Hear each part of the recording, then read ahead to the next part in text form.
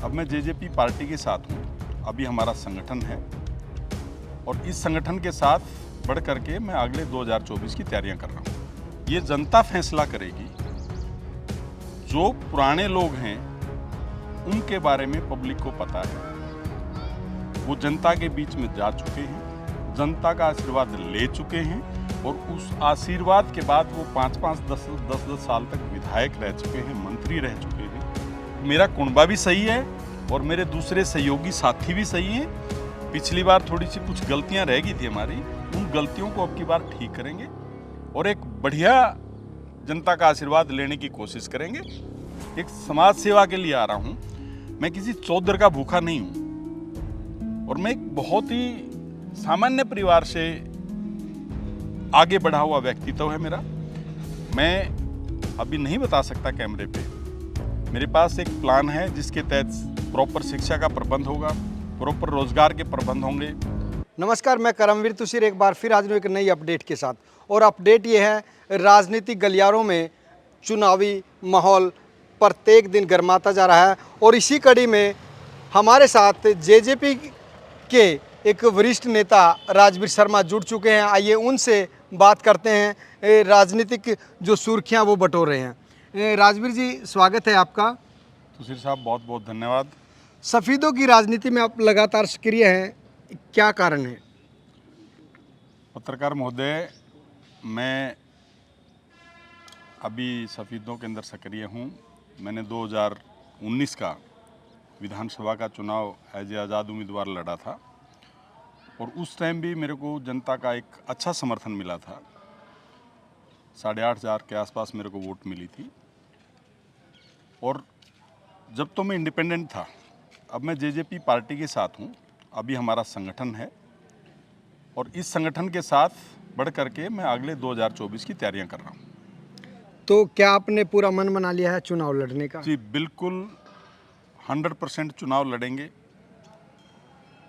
Party के संगठन के साथ और जनता के आशीर्वाद के साथ। 2024 में चुनाव लड़ेंगे। यहाँ पर दो देशवाल और तीसरे बच्चन सिंह आर्य हैं, उनके बीच में आप किस तरीके से अपनी प्लानिंग करेंगे चुनाव जीतने की? तुषिर साहब, हमारा देश लोकतंत्र देश है।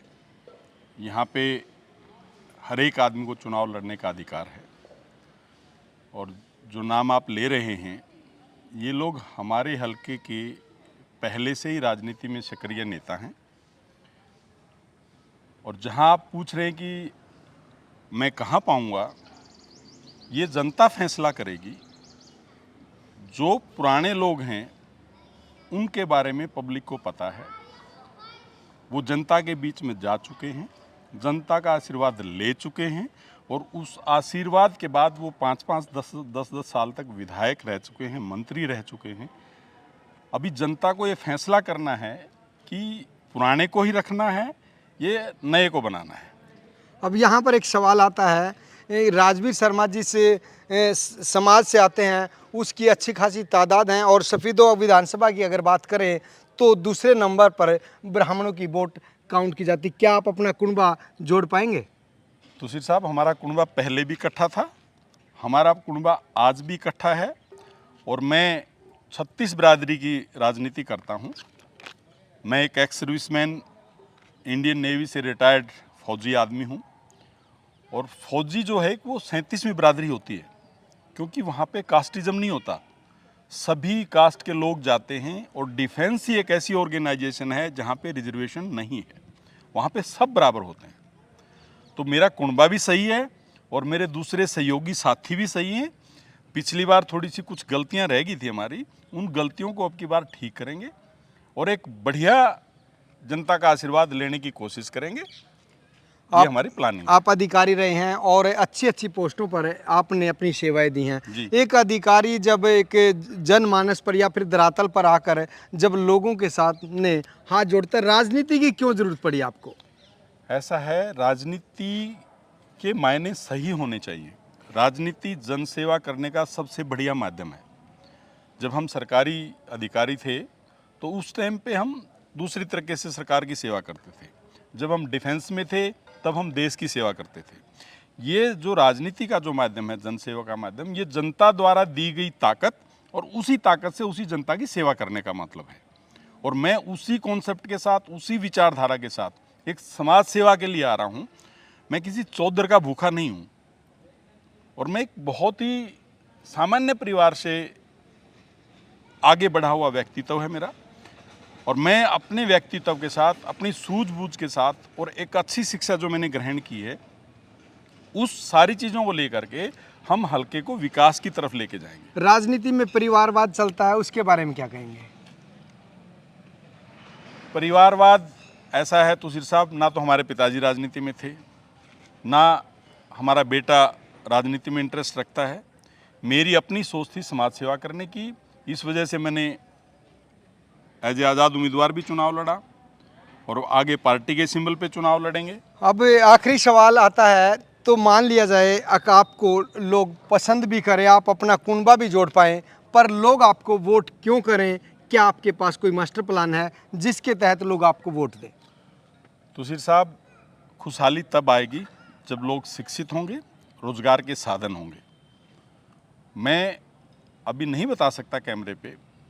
मेरे पास एक प्लान है जिसके तहत प्रॉपर शिक्षा का प्रबंध होगा, प्रॉपर रोजगार के प्रबंध होंगे।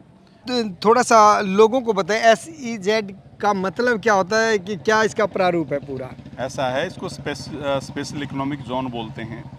उसमें इंडस्ट्रीज आती हैं, बाहर की कंपनियां आकर के मैन्युफैक्चरिंग हब बनता है, यूनिट्स लगती हैं, उससे बच्चों को रोज़गार मिलता है। वो एक प्लानिंग होती है, उसके तहत एक सिस्टम चलता है। जैसे अभी खरखोदा में आया है, मारुति का प्लांट आया, वो SEZ ही है, स्पेशल इकोनॉमिक जोन है वो। उस तरह से जैसे मानेसर में लगा हुआ है, दूसरे कहीं गुजरात में भी लग रहे हैं। ये सरकार की एक प्लानिंग होती है। क्या यहाँ रिक्वायरमेंट नहीं है SEZ की? SEZ की बिल्कुल रिक्वायरमेंट है। आजकल तो गवर्नमेंट ने और भी प्लानिंग करके रखी हुई है। एक सोच होनी चाहिए उसके लिए।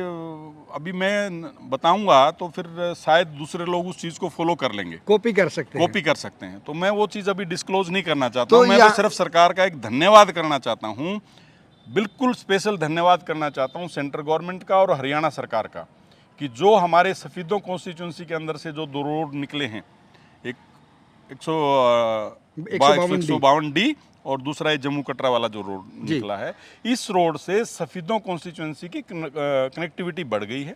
हम लोग, हमारे लिए दिल्ली जाना या हमारे लिए चंडीगढ़ जाना या दूसरे स्टेट्स के अंदर हमें अगर अपना बिजनेस बढ़ाना है, तो ये आने वाले टाइम में हमारे लिए बहुत ही लाभदायक सिद्ध होगा।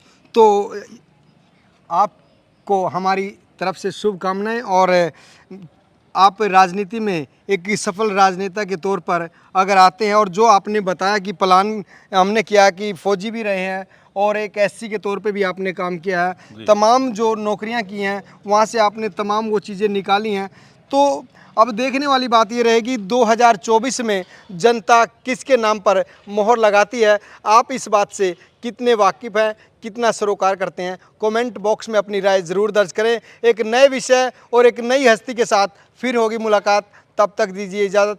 जय हिंद, जय भारत।